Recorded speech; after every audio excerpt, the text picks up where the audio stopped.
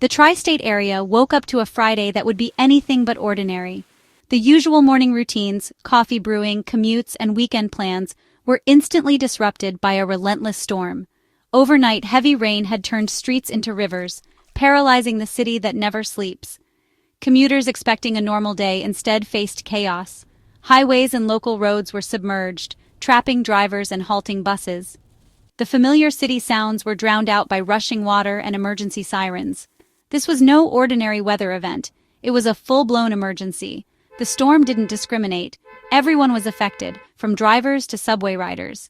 News reports showed submerged cars and flooded train stations, making it clear this was a crisis of historic proportions.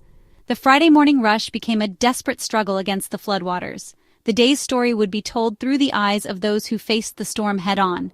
For the tri-state area, the weekend would have to wait.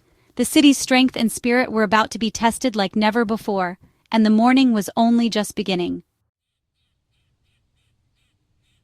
Across the region, roads became impassable waterways in a matter of hours. In Queens, the Clearview Expressway was swallowed by floodwaters, forcing drivers to abandon their cars and seek higher ground. Even large trucks were no match for the storm.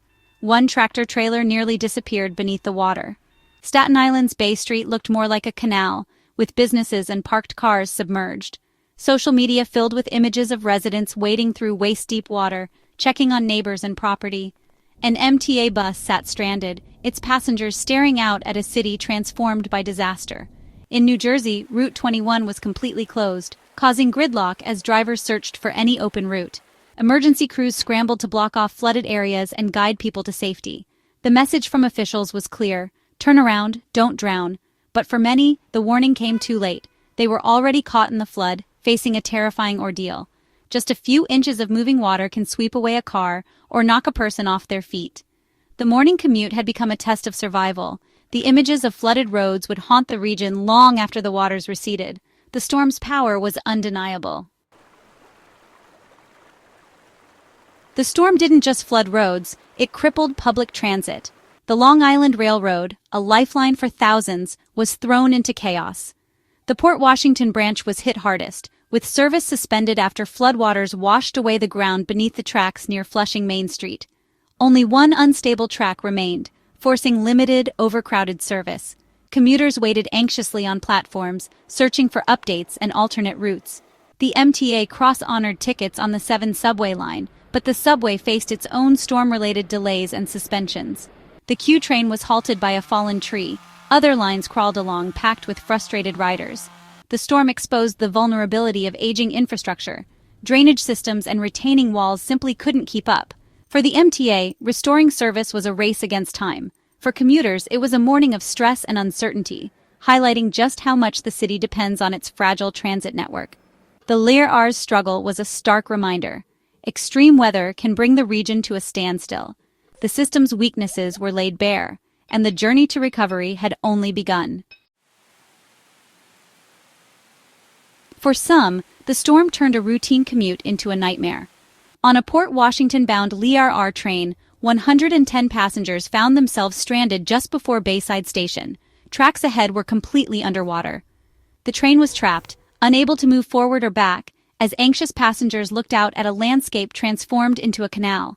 Inside, confusion gave way to fear. With little information, riders called loved ones and jobs, uncertain when or if they'd get out. As the hours dragged on, anxiety mounted. One passenger suffered a panic attack, others tried to stay calm. Finally, emergency crews arrived. FDNY and MTA police waded through deep water, guiding each person to safety. The rescue was slow and tense, but every passenger made it out unharmed. Relief was mixed with shock. The ordeal was a powerful reminder of how quickly disaster can strike. The story of the stranded train became a symbol of the day's chaos. It was about real people, caught in a dangerous situation, relying on the courage of first responders. For those 110 riders, the commute was unforgettable. Their experience captured the human side of the storm. It was a day of fear, patience, and ultimately, relief. The storm's impact was personal, and the region's vulnerability was clear. The storm's destruction didn't stop at the streets, it invaded homes. In Bayside, Queens, the Agapakis family's worst fears came true when a retaining wall by the LIRR tracks collapsed. Years of concern about poor drainage became reality as a torrent of mud and water crashed into their backyard, captured on their Ring camera. Deirdre Agapakis described the scene as the Nile River coming through, a peaceful yard transformed in seconds. The family was safe, but their property was devastated.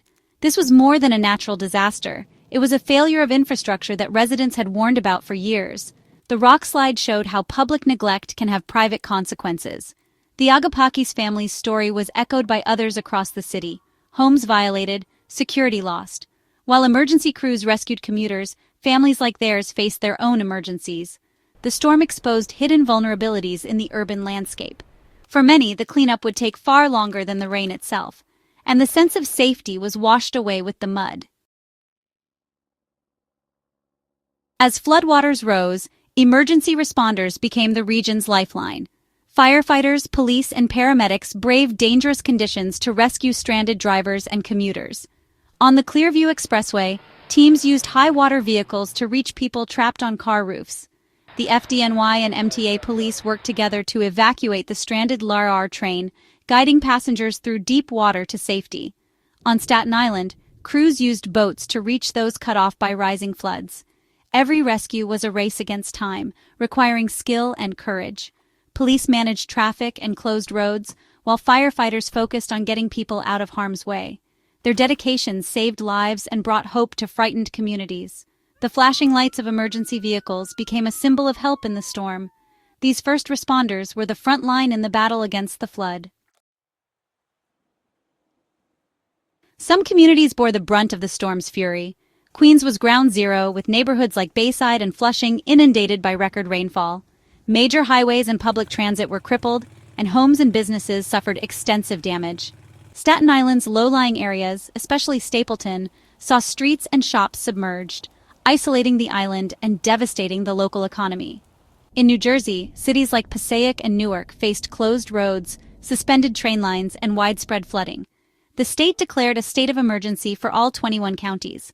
These hard-hit areas shared common vulnerabilities: aging infrastructure, dense populations, and proximity to waterways. The storm exposed these weaknesses in dramatic fashion. For residents, the flood was personal and costly. Recovery would be long and difficult. The need for stronger infrastructure was undeniable. As the crisis unfolded, officials moved quickly. States of emergency were declared in New York and New Jersey, unlocking resources and sending a clear warning to the public. Residents were urged to stay home and avoid travel, especially those in basement apartments at high risk during flash floods. Emergency alerts and news broadcasts hammered home the message: turn around, don't drown. The city activated its flash flood emergency plan, coordinating police, fire, and emergency management teams. These actions helped prevent further tragedy. Clear communication and decisive leadership were vital. The storm was a test of the region's emergency response, and every warning saved lives. As the rain stopped and waters receded, the true scale of the disaster emerged. Cleanup crews worked around the clock, pumping out water, clearing debris, and repairing broken infrastructure.